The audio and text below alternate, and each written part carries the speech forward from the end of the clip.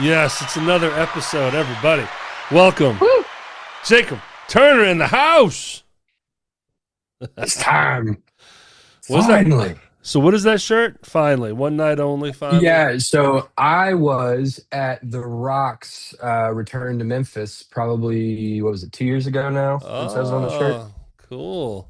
It was SmackDown. It was a glorious episode, which actually plays into some stuff that I want to talk about today, because that's one of the questions I kind of want to answer. Will Love The it. Rock be at Mania? That's a Ooh. big one. That's a Well, big one. And I've got a little bit of evidence that's pointing to that. So we'll get into that for sure. well, the big discussion of them having weaker ticket sales than usual would benefit from One Rock for sure. It would. It would. And yeah, look, I mean, no shame. WWE is going to be like, we're going to sell some tickets. Who can we call? If you get The Rock. Oh my gosh! Oh, I guess I'll get The Rock. It's 316 day. Maybe Steve Austin will be there. Who knows? You Man, know, man, why, I wish he would have done that. That would have been great, that would have been amazing. Yeah, if he'd But just come out there and stare down. You know, but Danhausen 316 says, I just cursed your ass. Did you see that? that's exactly right. I did. See, that's the thing. I love getting to see the clips now on Facebook when they Yeah. come out again. They're like, yeah. By the way, Danhausen was on the show. I was just like, well, I'm not in Canada, so I guess I don't get to see it. That kind of sucks. But Well, this you know, is it's so far 2 Raws and a SmackDown where he goes out during and commercial does this? break. But Gotcha.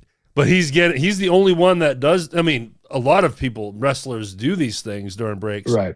but he's the only one that's getting pushed on socials. So Yeah. I mean, I could Yeah. talk forever about Danhausen. Just He's the best. watching how they're kind of just rolling them out in such in backstage stuff, obviously, but the fact that they're putting his dark things, if you will, commercial break, comedic, merch selling promos.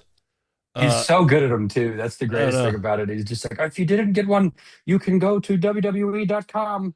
And if you It's don't, funny. you are And if you cursed. don't, what I love though is like he's already got two. He said he's got like two or three like shirts already, Yeah. which means that they must be doing well. Otherwise, they wouldn't be making more. Well, again, you got dirt sheets, you got dirt Facebook pages, dirt channels. You know what I'm talking about. So Mhm. there's been evidence that WWE has requested new trademarks. Kidhausen, Girlhausen, and then Ghoulhausen. Oh my And, gosh! I mean, think about it. Kidhausen, there's going to be Kidhausen shirts Everywhere. selling out. I mean, the dude is going to break all kinds of records. I love it. And I love it. I would love to know what kind of merch deal these guys get per sale. Like, well, I wonder how much money Donovan Danhausen is going to start making because of WWE. From what Punk says, it's pretty nice. It's a pretty good bonus. So Yeah, yeah. I bet it's good. Nice Mhm. nice WWE quarterly checks. And Yeah. Yeah, plus for sure. plus his guarantee, whatever it may be. But anyways, welcome. sure. What's up, man? On a whim, I was like, hey, you want to do that again next week? You're like, yep.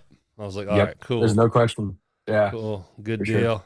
For It's sure. For sure. Tuesday the 17th as we film this, so fresh off another Raw, which I feel like if we're going to just do a Derek and Jacob show, Tuesday's great because we're just off Raw. And I didn't get too detailed last night when watching Raw, but I made a bullet point for every kind of segment that was through Absolutely. the night. And we don't have to Yeah. talk about all of them, but now I just have something to access if we run out of things to say, which is doubtful. Of course. Well, and on top of that, like it's like we always used to do back with formerly. Like we were always like we always forget our songs, so we need to have the set list there so we Yeah. can remember what the heck what songs we can do, Yeah. rather than just like playing the hits. Yeah. And look, to the new audience, Jacob Turner is an amazing musician, vocalist, Thank you. songwriter, but we all know him as a drummer, a working drummer. And he said formerly. What that means is the band that he used to be in, formerly known as. Mhm. So with our good friend Sean Few. I And, love that sound. And Perfect. I'm the greatest bass player in the world. So it's another rhythm section where show That's if you exactly right. Yeah, all rhythm sections. We just love each other. That's what it is. will. Well, I'll just start with saying this: Paul Heyman is a method actor, dude. Like Oh, he grew his scruff out just for mhm. last night. Walked in And there's looking only the one miserable. eye, only the one. That was the thing that I thought was so impressive. Well, because that was the eye that obviously hit the mat, right? Right. I just like in my head, I'm sitting there going, "How would you method that? You know, how do you only make one eye look sleepless?" Yeah, They got a good makeup crew in there, but they really do. Yeah. but cool way to start the show. Obviously, Seth Rollins is not cleared to do anything, so they're finding a cool way to get him back on TV, obviously, Mhm. and get that storyline going. But really, it all bubbles up. Really, the whole meaning for all this is to connect Brock and Oba, and Yeah. boy, I what a pop that power cool. slam got. I what I loved about this segment was I was worried that they were gonna like kind of give us I say a second rate match. I don't ever want it to sound like Seth Rollins Brock Lesnar is a second rate match. That is an amazing match, but at the same time, like I think what everybody was like clamoring for was we really want Brock Oba. Like give us Brock and Oba Femi. And I Yeah, love that they teased us with Brock Seth, and I was like, oh no. And then all of a sudden the lights go out yeah, and he gets like the hero's welcome. I will yeah, also say Oba Femi, when they came to Memphis, he got the biggest pop of the really, night. Because really. oh yeah, so he was in the first match, which was main event. It was one of those dark matches at the front end. Yep. But I was telling my friend, me and my buddy Steven, shout out to Steven because he also watches Raw and we watch every Monday. Um, We got to get him on he the show. We got to get We him got on to the get him on the show. show just to talk wrestling. I mean, we're building a community here, That's so right. That's we got to right. do And this. no, but we were on the way down there and we were talking to my girlfriend Claire was also in the car with us. And we were just talking about, man, what would be awesome if we got to see it at the show? Because there's stuff that gets advertised, but there's stuff that sometimes just kind of, ends up happening that you're like, whoa, I didn't expect that, right? Hmm. And I was like, it'd be so cool if Oba was here. And then all of a sudden, at the very beginning of the show, they were like, all right, here comes the show, whatever the deal is, main event, all the announcers come out and stuff. And then it was some whoever, I think it was a member of the LWO or something like that. And then the lights go out and everybody's like Oba and we're all freaking out. Like literally everybody who knows is in the arena and that's everybody is just freaking out. And he Yeah, comes down to the ring with his, yeah. his His little his shimmy strut. gimmick. Oh my gosh, it's the Yeah, greatest. Yeah, I mean the few matches he's had on TV are modern day squash matches. right. Not quite as obvious as back in the '80s, but Mm, certainly we just need to put him out there and we need to watch him throw the Miz across the ring, mm, and stuff like that, and hmm making him look like a monster. And then yeah, I mean it makes so much sense with him and Brock, just the size, and right. um, I can't wait. I'm in. I'm all in for that to see what kind of, I agree. because we've yet to see Oba. Well, I didn't watch NXT because of course he had, Mm, so I personally have never seen him have to sell anything. Like, mm, hmm you know, hmm it's all Yeah, been, no, you know, he's good, man. I like his what I think is good is he's not like a he doesn't wow you with too many words, right? He's a great yeah, promo, but it's in the simplicity of what he's saying. And you believe him too, because I mean he's just a monster. He's such a yeah, huge just individual. yeah, Um and man, I was so elated to see last night the ovation he got with Brock and that power bomb was amazing. Like it was yeah, just it looked so good. So perfect. very I, cool. when I watch baseball, I love the home runs. I love the big plays, but also like a nice little curveball, Oh yeah. or lay down a perfect bunt and get safe at first. When Mhm. watching wrestling, when they all just land flat, and the ring just has that spring to it, and it's just perfect Yeah. Mm. bumps, perfect flat back bumps. That's all I need. That right there is like, yes, I love storylines, but also just like watching wrestling, and then I love Mm. watching. Man, that's a great back bump. Mm. Yeah. Yeah, And for sure. Brock is a heavy guy coming from quite a height now because of Oba. Hmm crazy. But it was the placing the foot on his chest and pointing to WrestleMania sign that people really just got super Oh, juiced yeah. over. Yeah. Oh, dude, that match is going to be great. There's so many things I hope for that match, but I think to have an opening segment to build this, I mean, what a way to do it. It was great. Because the last match we saw Brock in, he squashed Cena, right? Yes, yes, which everybody was really angry about, and understandably so. Like, I I think if and you can debate so much about John Cena's retirement. Yeah. I think I can understand the perspective that there were a lot of missteps. Um, as far as like that Brock one was kind of one where it didn't seem like there was much of a story beat to it. It didn't really build up Brock any more than he already was. It kind of just replayed um, the greatest hits for me as far as like a Cena loss from like Yeah. his loss way back in 2014, and kind of reintroduced Brock as a monster, which I thought was big. Um, but uh, but yeah, no, I think this is for me something I can sink my teeth into when it comes to Yeah. Brock for Yeah. sure. So looking forward to that as well.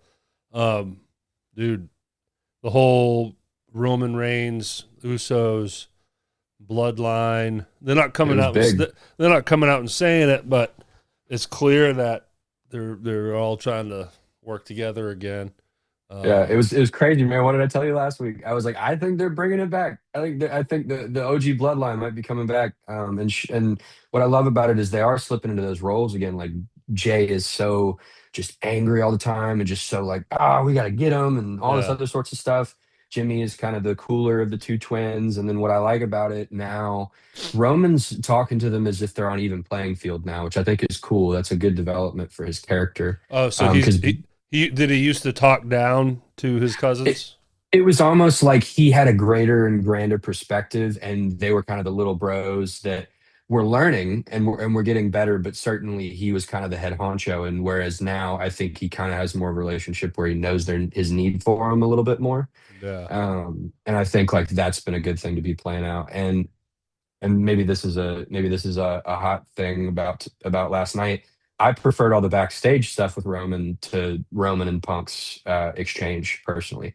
Um, Yeah, we'll jump mhm, ahead. We'll be jumping around all episode, but for sure. apparently calling CM Punk old is a bridge too far for him to handle. I thought that was Yeah, hilarious. that was like, well, and the thing that was so it I don't want to say it was bad. It was confusing to me in the sense of the fact that Punk's last line to Roman was, "I'm going to bury you next to your father." Yeah. Who, and I guess this is more the in parentheses part, your father's been dead for a year, Uh-huh. right? So, yeah, that's like a huge thing. And like, I had to think to myself, just like person on person. And again, like, I get that maybe CM Punk being a little older might be something that touches a nerve, and maybe that's the direction they're going with it. But it's almost like Roman's comeback was the one that you would come back with if you hadn't had any time to think about it.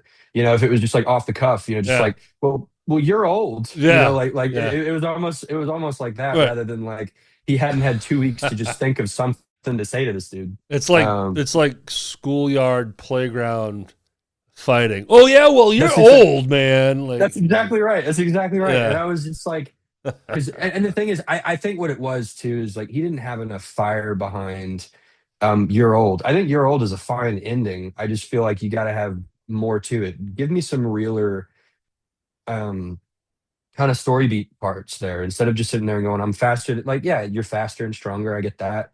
Let's really get into the nitty gritty of it, right? It's just Yeah. like, well, you get blown up on all your matches, right?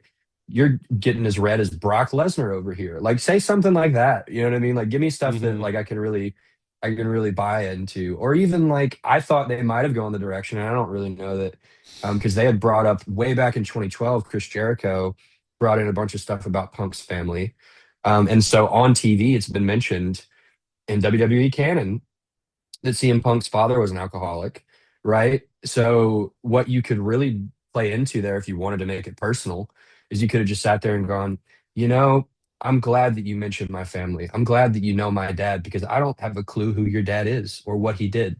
other than the fact that he was an alcoholic. Oh, You know what I mean? yeah, If you yeah, really want to get into personal, that could have been a direction you went with it. yeah. But I also understand that there's backstage stuff to this, and maybe that would have been a little too much that Punk didn't actually want to throw in there. No, I think Punk would have been throwing haymakers if Roman brings up Larry. Oh yeah. Oh That dude, his and that's what I thought dog. they were gonna do. Yeah. To Yeah. those that don't know, the famous Larry, his dog that just Oof. passed. That would Um have been the place to go for yeah, sure. well and well, and on top of that too, like I think the way he could have done it, and I thought they were setting up for it because in the backstage segment that they had with Roman, he was talking about how the reason why he is part-time is because he doesn't want anybody in the company to not be able to spend time with their kids, right? He wants to be able to be a full-time dad and not have to sacrifice that stuff. And respectfully, something that Seth Rollins has already brought up, CM Punk doesn't have kids, No. right? So he doesn't really know what that's like necessarily. And so I thought that was the direction they were going to pull in, Yeah. but maybe that's something they're saving for later. I don't really know. But I don't know. I Uh, was kind of whelmed by it. It was kind of, yeah, Um, it was okay, but mhm. I can still listen to Punk, read the telephone book, you know. Oh, 100, well, I You think know. Punk's part was absolutely brilliant. The whole thing about, well, I'm not going to call you Joe because that would be Yeah. insulting to a Samoan that I actually like, Samoa Joe, which I thought Yeah. was so freaking cool. Yeah. And then you've got the thing that I did want to point out that I really enjoyed was in the opening segment where it's the Usos meeting Roman out in the parking lot. Hmm. We're now talking about, oh, he goes, hey, here's an all call to anybody that's in our family. Basically, whatever you got to do, Yeah. to CM Punk, he goes, at WrestleMania, mine. But Yeah. before and after, whatever you got to do, go for it. So in my mind, and another thing that I found that I looked at a while ago, and I actually took a picture of this so that I can show it on our podcast real quick. So Roman, and you heard me talking about wardrobe, right? You heard me talking about wardrobe last week. The fact that like Jimmy and Jay look like they did when they were in the Bloodline a little bit more than what they had been doing, right?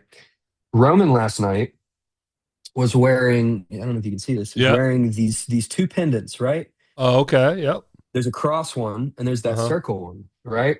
He made that all call to his family. Now, this could just simply be a one-off thing, but if you pay attention to a lot of Roman Reigns' stuff, it's all details, and this is stuff that's very carefully planned out, which means to me, and I think would indicate to me that there's a reason why he's saying that the family can do whatever. So you could argue that maybe the Usos are going to get involved or do something, but also I thought that this was a little interesting story beat that I actually found in a video. Why don't you look at this pendant right here? Yeah. And that's The Is that not Rock. this? That's Uh, the same circle pendant, which That's is The around the Rock. neck of. Oh. And this Uh huh. and this goes to what you said earlier. Is Rock coming into coming to the WrestleMania? Come on, Derek. Sound like you know what you're talking about. Sound like you've been watching wrestling? No. But Hey, so I mean, it's those little Easter eggs that can sometimes tell I'm a not whole saying it's story. happening, You know, but I yeah. I think there's enough because again, like I said, it just makes too much sense. Punk brought up the family. Last time Punk brought up the family, Mm-hmm. now Rock and Roman are united. Or last time somebody brought up the family, Rock and Roman are united against Cody Rhodes. And so now Punk's kind of marked Mm. himself. And part of me's Mm. like, I'm really Well, thinking. well, one of the dirt channels, I'll call it that. My number one is WrestleMania. Are you I familiar? like WrestleMania. They're WrestleMania fantastic. is Yeah. great, and the first one after Raw, which is usually Tuesday afternoon, whatever. Hmm. And the same as after SmackDown. I really like those because they go through the good, bad, and ugly, right? Of Mm, the Raw or SmackDown. mm. So, what was discussed today was who was Randy Orton talking to on the phone, right? Ooh, that's also a good one. Yeah. And there was some, of course, total rumors. Who would be the best three? Blah blah blah blah. And The Rock came up Mm, as, hey, you never know, because The Rock, like you just said, Rock and Cody have a history. So, could Randy be talking to the what? hmm what was Rock going by when Cena Well, sold his soul to him? The yeah. The final boss. final Yeah. boss. So is the final boss in the back scenes again, kind of controlling Randy? But I mean, it's another way you could get the Rock in that would make I agree. sense. Wink, wink. Let's sell some tickets at Yeah. Well, and WrestleMania. what I think would be cool too is you would have him at night one and night two at that point, right? Right. You would have him involved in the night one main event, so he's got his hands everywhere. And I think with Rock, I kind of also buy in a little bit to the fact that he could have been talking to The Rock, because the line that a lot of people really focused in on was wrestling has more than one royal family, which is the beginning of Cody's song. Um, and a lot of people were like, "Oh, well, Randy's talking about the Orton family," and I'm like, "But is he?"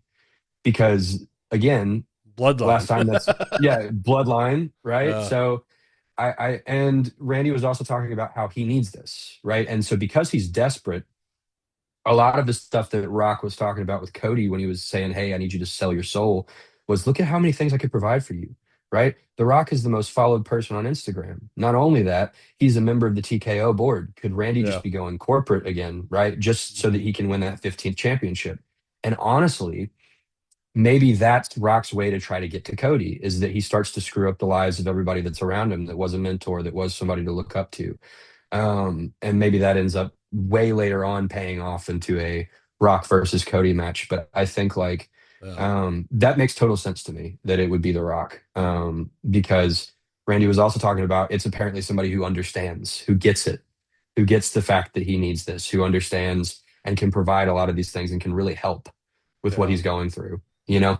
So I I think love to it. me, The Rock just appears to me like that's gonna, which is why I'm wearing the shirt. I thought it was really appropriate There you for go. the episode. Oh, I But keep yeah, forgetting to put my one wrestling shirt on, and that is Brutus the Barber Beefcake. yeah, That tells you everything you need to know about the era I grew up in. But it's the best. but Yeah. all this discussion here is what makes wrestling so great, because you got action. You know, Mm, you have people flying around. You got slamming. You get the sound of the ring, like I just said earlier. You get storylines, but it's always the trying to guess. It makes you, after every episode, it makes you just kind of talk and think about possibilities, and keeps you on the guessing mhm, game, which sometimes can be a problem with wrestling, because then sometimes it's a letdown. You're like, oh, they went that mhm, direction, and mhm, to circle back to Danhausen for the Elimination Chamber debut, mm, I think people that didn't know who he was and was booing, mm. I think they were more just booing at, oh, like they wanted Chris Jericho, they Yeah, wanted something yeah. big, so they're just booing like, who is this guy? This is Mm, weak, not mm, knowing that they would quickly fall in love with him, and now mhm, anytime he's on in front of that camera, you could hear the crowd pop and everything, mhm. um, but yeah, Yeah, I'm that's glad that's turned around for him. I yeah, think because Danhausen didn't deserve all the hate for that. I was like, y'all, I think y'all just worked yourself up, and yeah, that's what I'm hopefully.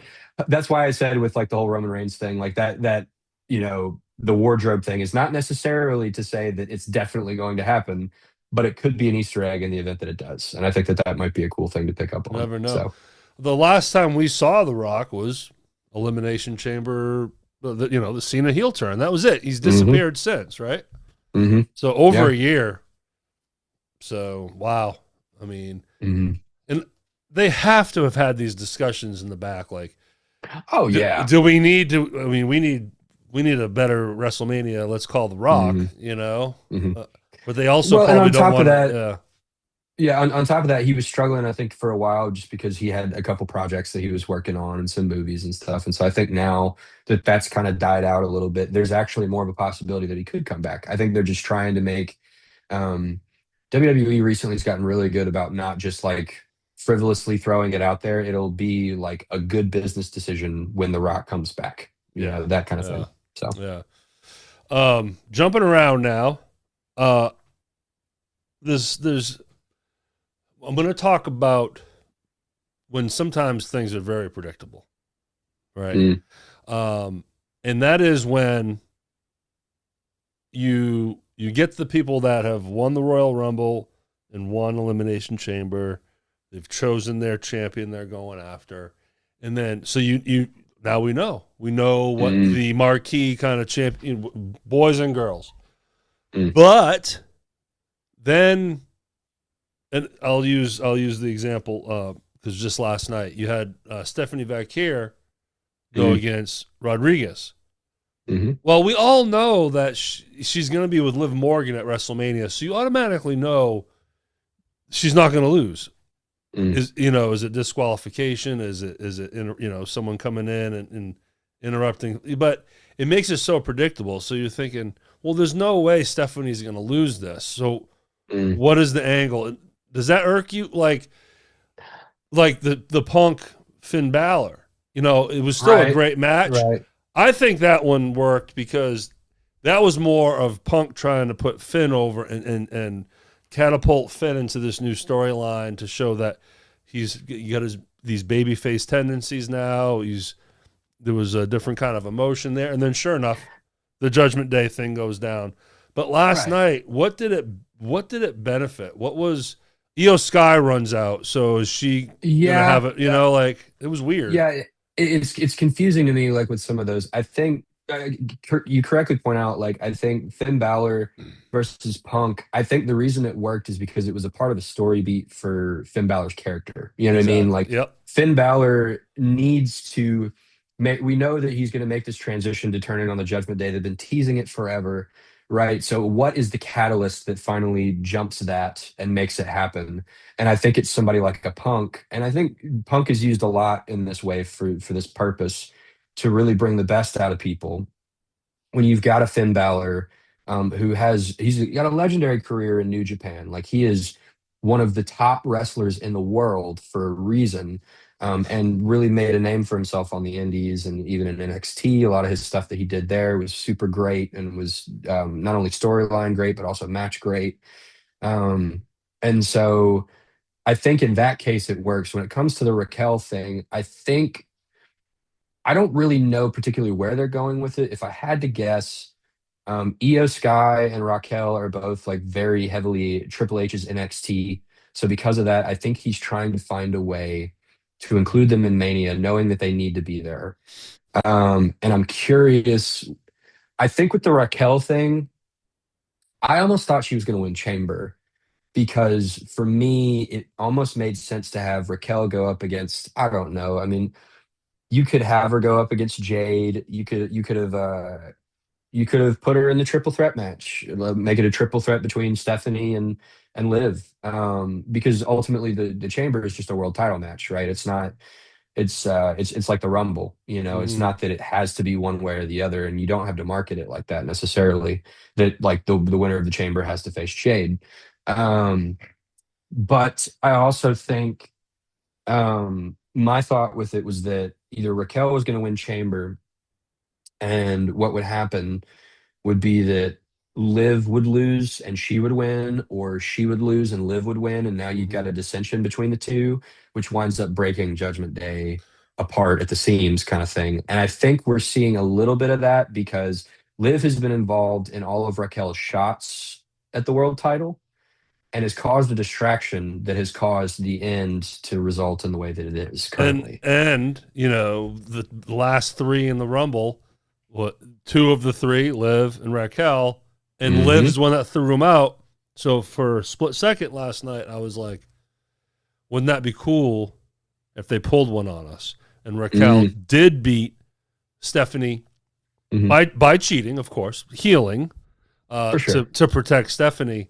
But then now you have Raquel and Liv WrestleMania, because like you said, Judgment Day busting at its seams. But I think Finn Balor is, the big breakup they're going to have. I think. Oh yeah. Because ever since Royal Rumble, Liv and Raquel have never really teased like turning on each other really since. It was just.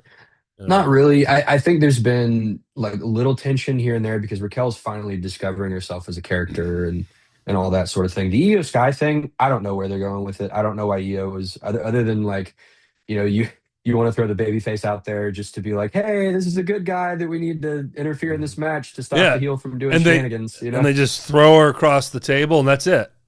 That I was the was whole like, spot. I was, what was that all about? Oh, yeah, I mean, yeah, it's just weird. oh, But yeah. so the table made me think of another point of last night. It was Penta and Dragon Lee, Oh my which gosh, what a match. killer match, and again, I just keep loving Penta more and more. And he got on the mic, and he knows how to Mhm. do a promo in broken English, and then he fires off with speaking Spanish.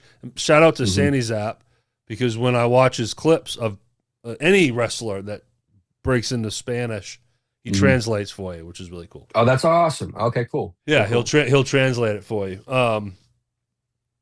And it was basically, this is for you. This championship is for the people, and it's Mhm. very baby facey type stuff. But Yeah. so there was this cool moment. Do you remember the spot in the match where Dragon Lee jumps through the ropes Yes. Yeah, and yeah, yeah, and yeah. just crushes Penta on the table and everything? It was Well, amazing. if you notice, the ref, I forget her name. You know where I'm going Jessica with Carr. this? I know exactly where you're going with this. Yes. Yeah. I pointed out to my friend last night. I was like, oh, that was so cool. So Yeah. those that didn't know what we're talking, don't know what we're talking about. She was trying to count Penta out, as refs do. Hey, trying to get in here. That yelling that they do, Mhm. but she woven herself into the rope, so she was under the top rope and pushing it up with her back, Yeah, so that he would have a little more space to and he get had through. more space, and that way he could I just. thought that was freaking. I thought that was so. I popped for that. I was like, that was so cool. That was Yeah, amazing. it was slick as hell, and it worked. Mhm. But that was a hell of a bump too. So yeah, just thinking of Io Sky getting tossed on the table made me think of that spot. Uh, Yeah, no, for Penta, man, like, what are you thinking about this IC title reign? Like, I mean, it's gonna be. Love it. I think it's gonna be amazing. Like, what matchups are you looking forward to? And I would say even more so, what do you expect him to be doing at Mania? That's what I'm curious. Yeah, I don't know. I mean, I like this fighting champion Hmm. uh, battle cry that Punk said, "I'm a fighting champion," which Hmm. then justified him wanting to go to Finn Balor, right? Uh, Right. Penta now 2 weeks in a row, but like more than anything, the Intercontinental Belt should be the fighting champion more. Agreed. It's the mid Agreed. card guy. Well, look what they're doing over at SmackDown with the United States Championship. I mean, Hmm. they've made it a weekly thing. Um, and I just think Penta is so over. I just love it. Hmm. I think it fits him. It looks good on him. Um, and of course, people are behind him because sometimes, like Dom, I mean, it just kind of hid with Dom. Dom, he Yeah, defended it. He put it up a few times, but sometimes the Intercontinental Championship can just kind of disappear. So I that's the love, hard thing about heel champions too. You know. yeah. Yeah. So as far as WrestleMania or who he's gonna, have a angle with, I don't know, because there's certainly at some point we need some kind of storyline, right? Like Hmm. we need an angle with one specific person, and Hmm. would it be someone that they want to try to use Penta to elevate someone, or bring in a legend to elevate Penta? Like Right. No, I don't for know. sure. I also think what would be interesting for me is, I mean, so Dom hasn't had his rematch clause, so I feel like they might go that direction, and that would be a great match. Also, just, and this is a little point. I just wanted to point out them being in San Antonio last night. Predominantly Hispanic. A lot of their audience was Hispanic last night. I thought it was so cool how many Hispanic like wrestlers they had on the show. They had Dragon Lee, they had Penta, they had Raquel, Yeah, they had Stephanie. Like it really probably was like a whole lot of them. probably by design. Because it Absolutely. was supposed to be Dragon Lead and Dom, but Hmm. Dom isn't cleared, and I think that's a shoot that he literally is under um, concussion protocol from the AAA. Ah, Yeah, yeah, he won in yeah. AAA, but apparently he's under concussion protocol, which is Hmm. why. But still, Pentas did not have an opponent. They didn't announce anyone, so Gotcha. Yeah. it didn't change what Penta was doing. It's just Dragon Lee now didn't have a match, so they put him with Penta. But I think Dragon Lee and Dom were booked in San Antonio for a reason. Like you said, Raquel Rodriguez and Stephanie. Let's bring Penta in. Sure, like I mean, you're stupid not to try to cater to the city you're in, right? Exactly right. Yeah. Damn well if Raw or even SmackDown is in Chicago, Punk's going to be on the show, right? CM Punk's gonna be there. Yeah, it Duh. just has to be. It's got to be. So, but who could Penta start a storyline with or pull from previous? I mean, Dominic is kind of the only one that he kind of had a little feud with, right? Yeah, you could do the Americanos. I mean, those would be two guys that would be great to work with. Man, uh, I feel like Rey Mysterio could be a cool legend that they could bring in. Almost the passing of the torch. Sit there and go, well, here is somebody who's held the Intercontinental title, who is the king of the luchadors, and who really has brought luchador to the mainstream. Let's put him in a face-to-face thing with Penta and just sit there and go, hey, I'm passing the torch to you type thing. I mean, that could be cool. Yeah. I don't know. I mean, those are the ones that are jumping to mind for me right now. Yeah. Would be like Dom, the Americanos, Rey Mysterio. You could even do Finn Balor. I think that would be cool. And if you put Dom, Finn Balor, and Penta in a three-way at Mania, I think that could be really cool. That's some good wrestling there.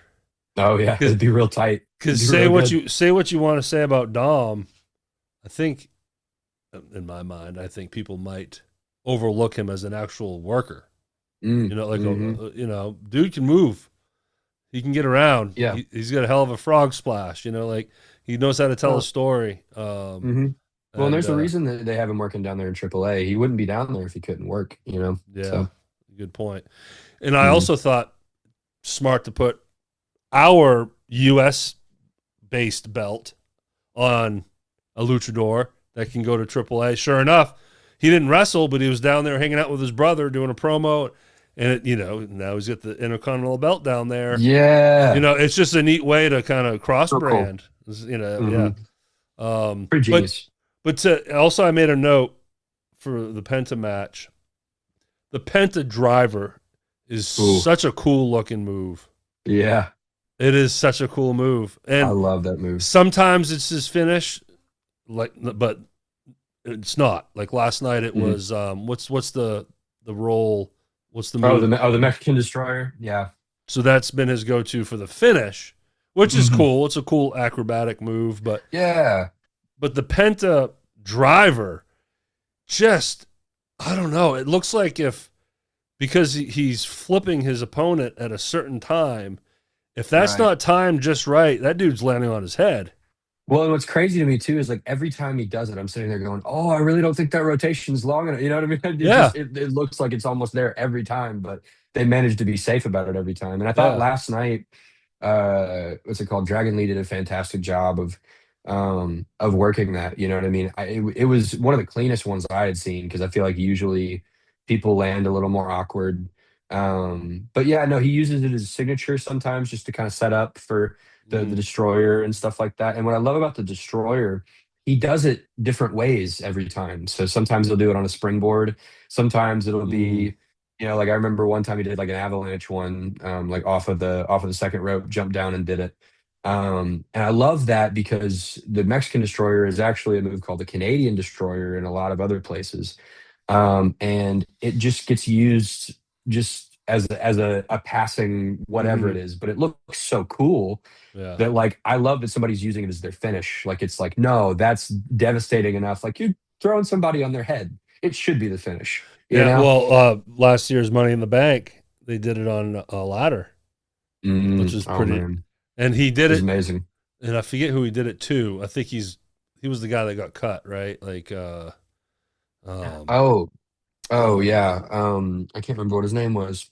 Yeah, I can't think of it either. But I forgot who was in that match is really what I'm struggling with. But no, but I love Penta. I think honestly, in my heart of hearts, what I would really love is a three-way or a triple threat between Dominic and Finn and Penta at Mania. I think that would be a stellar match. It would be great, and the story makes sense. You know what I mean? Dominic's going after his title, but Finn has vested interest to prove himself. You know, But and Penta's also, just like, but I'm a fighter. Let's do it. there's also a betrayal there.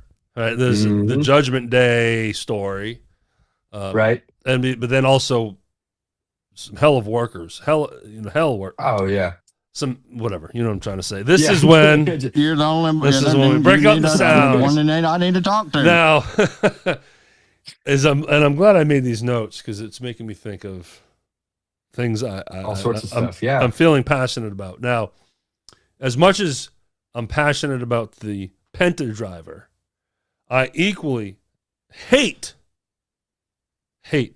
the AJ Lee closer. What is that stupid Oh, submission the called? Black Widow. Yeah, yeah. Sorry. Like all that person has to do that's taking it is just fall backwards.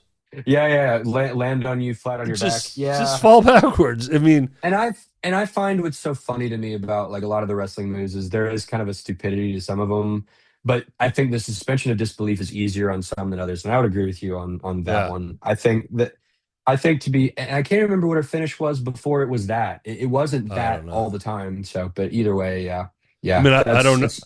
I don't know her history at all. Hmm. I wasn't watching then, but when she um, made Becky Lynch submit in the War Games, Hmm. was it the War Games? Yeah, I yeah. was like, this is how it's going to end. That's the finish of the whole thing. I was like, lame. And then it's like she seems like I can tell that she's probably hasn't wrestled in a long time. It's been like a Hmm. decade. So I don't Hmm. know. It seemed like she did well. There might be some Hmm. rust on there. I don't know. So I want to like her. She's Punk's wife. I want to think she's Hmm. cool. But Right. the her finish is lame. Is Yeah, lame. and I've had a hard time buying into the AJ Becky feud as well. I just feel like I can't really put my finger on it exactly what it is, but the dialogue just has I don't know Yeah. what it is, but the promos just haven't hit for me. There's just something about them. Well, here's a question because early on, just before Seth Rollins got really hurt, Mm, it looked like Seth and Punk were really starting to ramp up a storyline together, and then now they're wives, so they had that one cool mixed tag match. mm, I wonder if there was way more plans with that to the point maybe that's why AG Lee came back in. That they had this idea, hey, we could do this mixed stuff with you two mm, couples, and then Rollins gets hurt. mm. I wonder if that just kind of hurt a bunch of plans. I don't know. It may have. I think I said it last video. I really think the plan initially was Rollins keeps the title. Um, they take it to Mania. Punk Rollins at Mania, where Punk has to overcome the Vision and Rollins all at once. But you start to plant seeds between Braun and Seth, really starting to feel tension between the two. And so what happens, you'd have Punk go over night one of Mania, get the World Heavyweight title, and then on the Raw after Mania, Braun Breaker would turn on Seth and become the new leader of this massive faction. Mm. And then you could play into maybe like a triple threat, Braun, Rollins, Punk for the world title. Braun then gets the world title. I mean, there's a lot that could be done there. That's what I would have thought for Punk. I think this was always the plan for AJ was to go and come back in with Becky. Mm. Because I think if you're gonna put her with any star on the rock, I mean, you could put her with Rhea, but Rhea's a face. I mean, she's not going to be a heel. You want a strong heel face dynamic, and I think Mm. with Becky, you're getting that because Becky knows how to play that annoying heel, and what's Even amazing. Sports Illustrated saying it too, man. Yeah, Bleacher Report saying it. I mean, they're all no, but I love this. I love that thing. And then she knew how to really bring Punk in, and I love those angles where she would sit there and just like basically smack the crap out of him and be like, "What are you gonna do about it?" Just Yeah. really freaking annoying. Yeah. And then the way that they brought AJ in was just so perfectly Yeah. like, teed up. And it was just like Chicago out of the park, Yeah. It and was. it was great. So, Yeah. So going back to my point with the mixed tag, that was probably more of just a way to get AJ Lee in the mix, mhm. get wrestling again because she hadn't done. Yeah, give Let's, her a match that she yeah. can kind of warm into, and Yeah. really And really then do let the that. girls do their thing. But I mean, we can Mhm. both agree. I mean, when it comes to the whole Vision Punk Mm. sphere of things, I mean, the injuries just. I It, can imagine backstage every other week is like another one is down, hmm another one, Yeah. and then when Bronson Reed went down, it was like, oh my Oh. god, like holy shit, another one. hmm And I'm a Bronson Reed fan. Yeah. I just think for a big dude, man, and there's something about his jump off the rope. What's his Oh, the tsunami. there's the Yeah. way he does it. He doesn't like stand up there, balance, and then jump. He steps into it. Does that Yeah. make sense? Yeah, and Like his arms are like kind of flailing a little bit. He kind of gives it.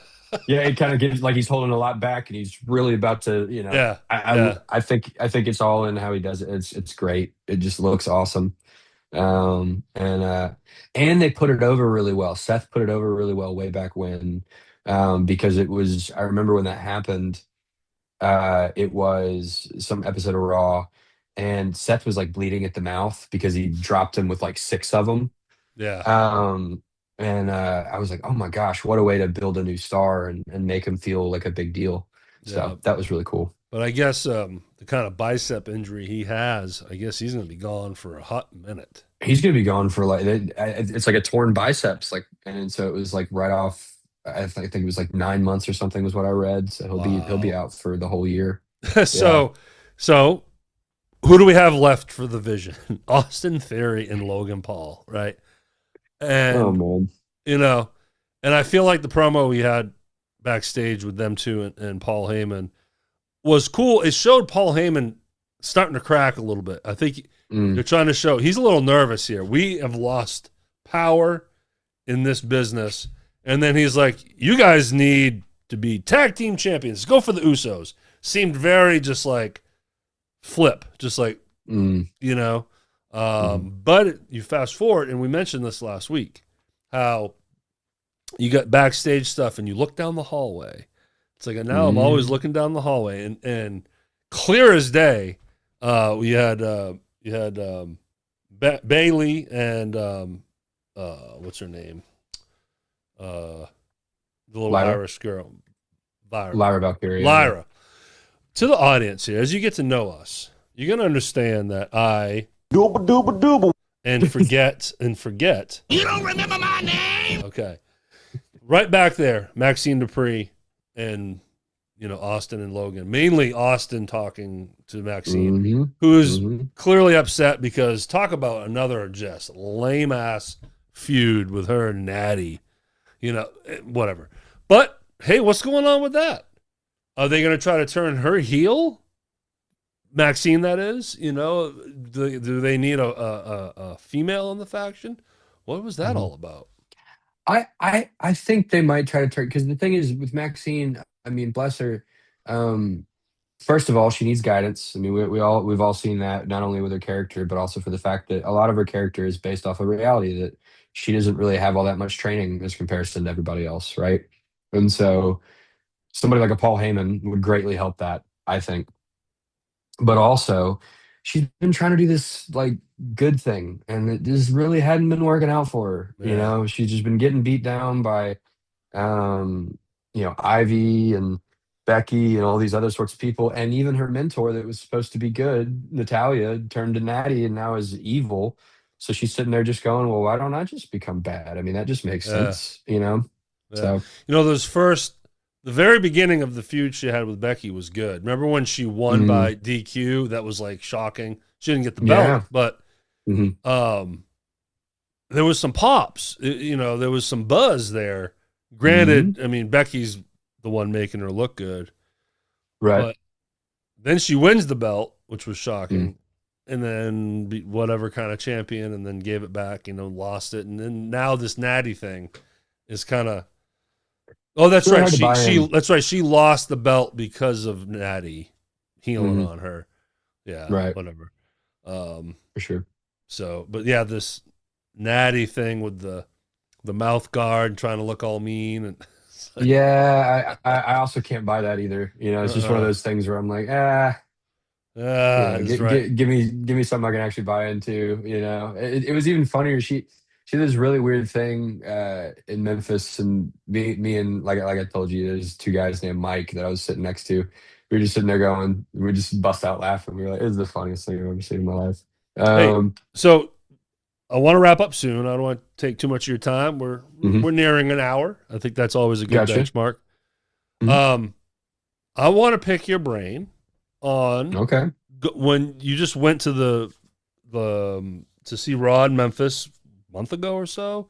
And I know you've been to other tapings, if that's what they used to call them, but now that I know it's live, but you've been to some in the past, but the latest one you just went to, the way they do Raw now, I want to know what they're doing during commercial breaks. We know what they do with Danhausen, but the dark, how many dark matches, what's going on that only the people in the arena see.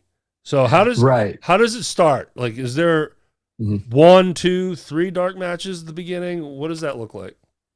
So at this most recent show, there were 2 ones. There was it was the OVA match that opened everything, and then we had it was a women's match. I don't know if it was somebody that they're trying out from NXT, but she was facing Ivy Nile, and that was also a really good match. And these are matches they use on Main Event, right? Yes. So these are the Main Event ones, which is on YouTube, which is another little. And I've watched before, but and what's great is it's very reminiscent of old school wrestling in the WWF territory, where it's edited. You have a couple new matches in there that are no name, kind of just whatever, and then it's reruns of matches from previous, and the way they edit it all together, and it's very much like Saturday Superstars, which is kind of cool.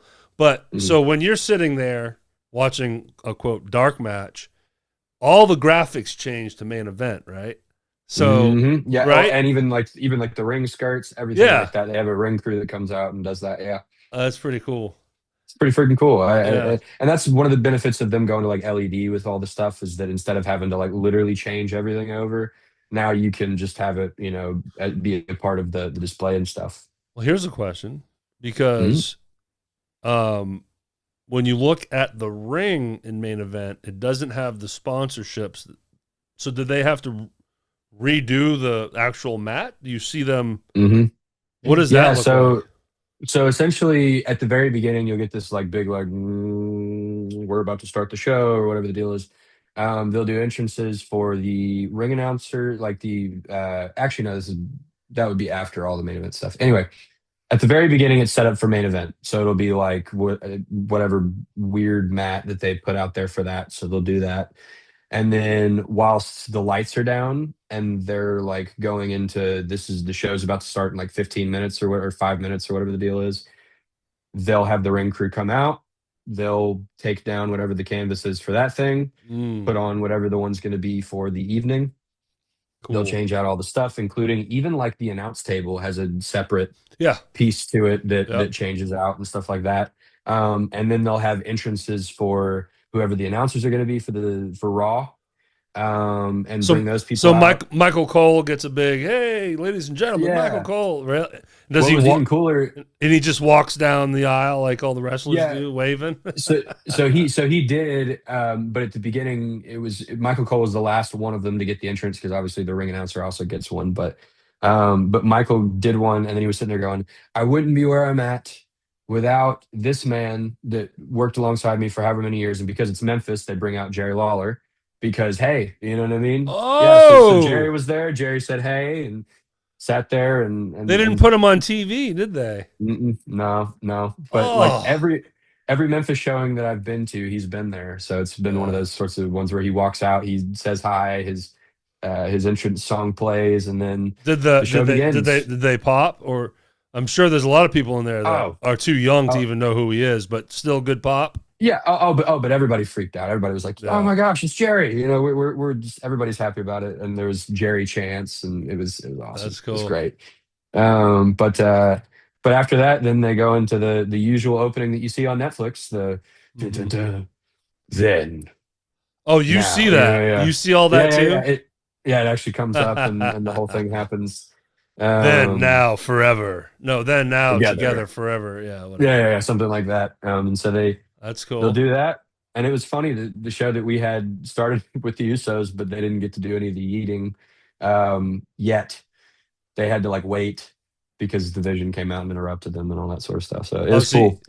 You didn't see because I can't remember what happened on that Raw. Now you didn't get a Jey Uso coming through the crowd yeeting. You didn't get the big. So moment. they did it, but then the Vision interrupted it and like stopped it because they had to sit there and talk about how they've been so mistreated. Yeah, and all these other sorts of things. This was like pre-Chamber, so this has been a minute. But and then LA Knight came out and was sitting there like promoing off at the guys and was just like that was the one where oh my gosh, I loved his comeback at Logan, which I thought was amazing. That one, he said something.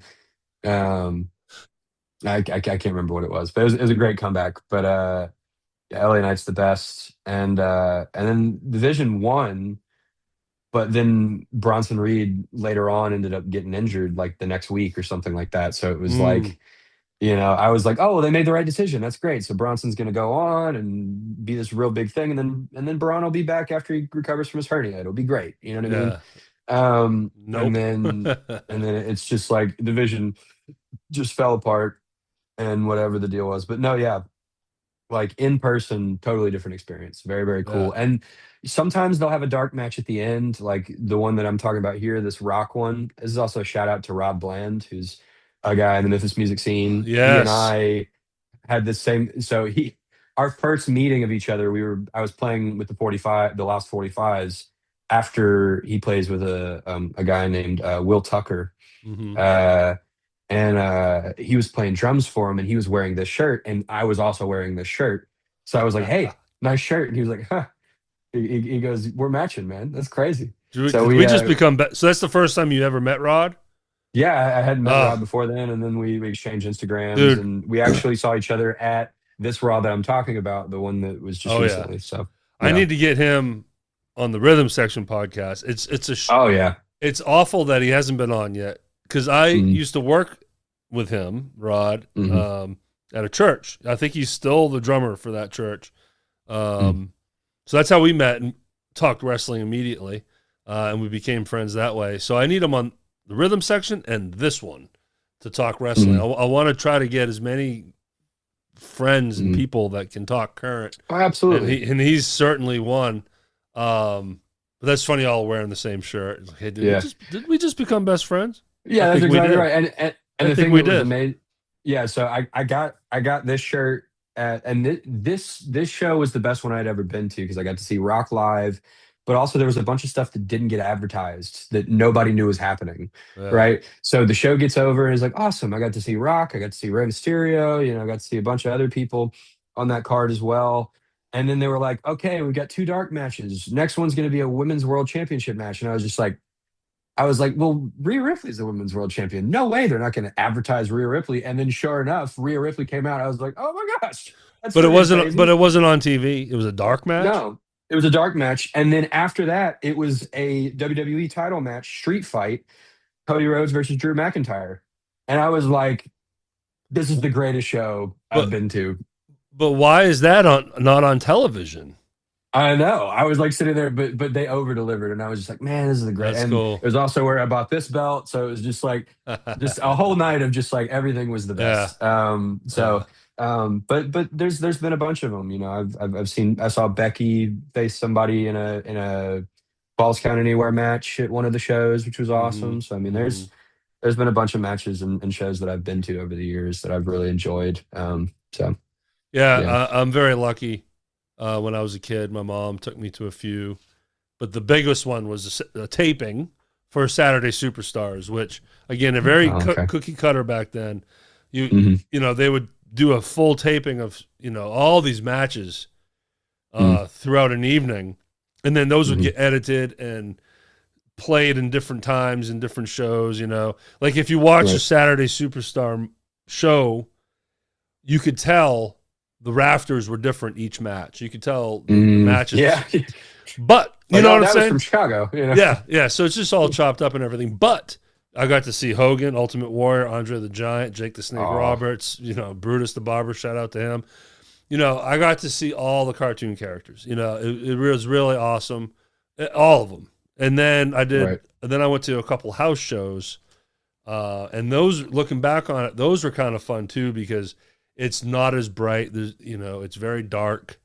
Really, they just light the ring, and people aren't lit up as much because it's not on TV, and less squash matches. That's the other thing about going to a Saturday Superstars taping, is it's those squash matches with the jobbers, you know, and you would see a new jobber just kind of walking down the aisle to the ring, no music, no announcement. You just, here's another fat, you know, potbelly guy coming down.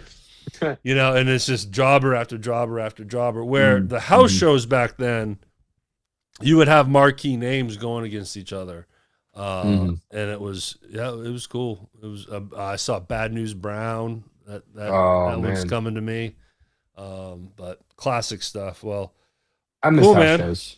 Yeah, they don't do. They call them live events now, right? Yeah, but they just don't do them as much, and it was really my favorite house show I'd ever been to was Randy Orton versus Wade Barrett. I was sitting in the front row, and he took just a bottle of water like this and just smacked the crap out of him with it. I got splashed with water. I was like, "This is so great a show!" I was like 9 or something. I was like super stoked about it. But and Cody Rhodes and other wrestlers are wishing that it would balance back a little more. When they go to Europe, they definitely do some some house shows out there through the tour, because of course now you'll see phone footage of them doing a house show, but here in the States, you don't get that anymore. So and they say that's probably why some wrestlers are getting injured more, because they're just not, and they're also not getting to work on and rehearse with some of these guys a lot, right? So like you're kind of just testing stuff out on live TV, which I think works, but in a lot of ways it's part of the reason why there's sometimes we're like, well, that kind of fell flat. That wasn't all that great, you know? So Well, what didn't fall flat is this show right here. That's what I'm talking about. That's right. We just sat there and talked. Listen, they're popping. They're popping for us right now, dog. They love it. Yeah. Well, man, look, y'all. We can't guarantee that me and Jacob are going to be able to get together every Tuesday. It's just the way it is. By the way, I reached out to Andy McCullough. You know Andy. Okay, good. So he's given me 3 names to contact into the local indie wrestling world. Some guys that already want to do it, you know. So good. I'm going to start going in that direction, trying to get more wrestlers in to interview. I want to bring in friends like Rod, a gentleman that you mentioned earlier, that, you know, like I want to start bringing in usual suspects. This is a community podcast. Because people will get bored with just us two, Jacob, especially me. This mumbling. You're the only. You need one that I need to talk to. Squirreling. Name forgetting. You don't remember my name? Hulkamaniac. What you gonna do? Just playing all my stuff. Yeah. Why am I not playing these more? Hey yo. And then I got I love the Edge one. Yeah. No, this one right here. Hey yo. That's Scott Hall. Oh, Scott Hall. No, but I love the one that you have. I hate you. Oh, I got to dig that up. I need to dig that one back up for sure. Because then I have. All right, who's this, Jacob? Jim the Hacksaw Duggan. Bam! And then immediately you know who this is. Stone Cold. It's the most legendary entrance thing. It's the thing that makes the biggest pops happen. Is that entrance music? And we should. That's absolutely exactly right. We should have heard this last night on 316 day. Come on. Happy 316 day, y'all. Happy 316. There he is. I mean, that was a huge. I'm sure they wanted him. I'm sure he was approached. I'm sure he was 100%. offered a ton of money to do it, and he just whatever. Because when's the next time? March 16th is going to land on a Monday, right? It will land on a Friday. It will land on a Friday. So eventually a SmackDown. Come on, let's go. Yeah. Well, on top of that, it was in San Antonio, so I thought for sure. I was like, oh, well, that's Texas. You know what I mean? Like, yeah, no brainer. But yeah. Well, thanks, Jacob. Have a great week, and you as well, sir. Whatever you got going on, crush it. And I know you will. Say hi to your folks for me. And I will. I'm sure your dad loves this podcast. Oh my gosh, he's the biggest fan. Yeah, of course. All right, y'all. Take care, everybody. Bye.